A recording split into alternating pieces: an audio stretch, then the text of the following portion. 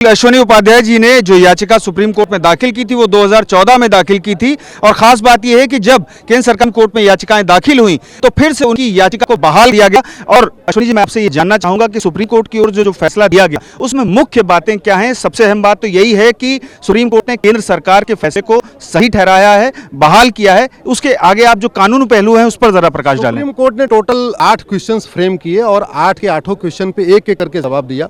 सबसे अच्छी बात यह है कि 5 जजों की राय एक है, 5 की राय में कोई मत भिन्नता नहीं है।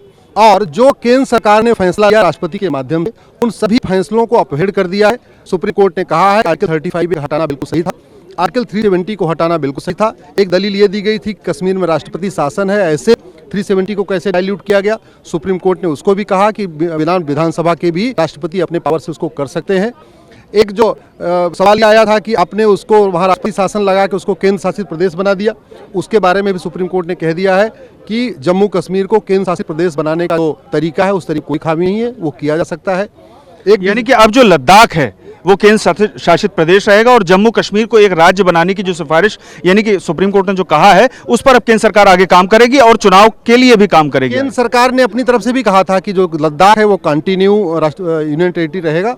जहां तक जम्मू कश्मीर की बात है उसमें इलेक्शन के लिए भी सुनवाई के दौरान केंद्र सरकार ने कहा था कि हम स्थिति को नॉर्मल कर रहे हैं और हम तैयारी कर रहे हैं और ये इलेक्शन कराना इलेक्शन कमीशन का काम है।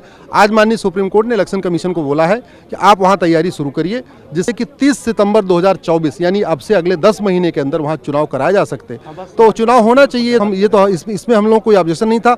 हम लोग जो इतने दिन से लड़ रहे थे कि भारत में एक देश एक विधान होना चाहिए, ये जो अलग से हो रहा है कि राइट टू एजुकेशन पूरे देश में लागू है लेकिन कश्मीर में लागू नहीं है, राइट टू इन्फॉर्मेशन पूरे देश में लागू है कश्मीर में नहीं लागू है, प्रिवेंशन ऑफ करप्शन पूरे देश में लागू है कश्मीर में नहीं लागू है, जिसके कारण कश्मीर में इस आर्टिकल 370 के कारण कश्मीर में अलगाववाद था, कश्मीर में कट्टरवाद बहुत फैल रहा था, कश्मीर में लगातार पत्थरबाजी फैल रही थी, आतंकवाद की घटनाएं बढ़ रही थी और सबसे बड़ी बात टैक्स पेयर का पैसा जो कश्मीर जा रहा था उसकी बंदर बांट रही थी, वो वहां पे नेता नौकरशाह मिल के सारा पैसा खा रहे थे क्योंकि 50 से ज्यादा कानून कश्मीर में लागू ही नहीं होते थे। एंटी करप्शन जितने कानून थे, ब्लैक मनी का कानून, हवाला का कानून, बेनामी लेन देन का कानून, वो कश्मीर पहले लागू नहीं होता था। जी, हमसे बात करने के बहुत शुक्रिया।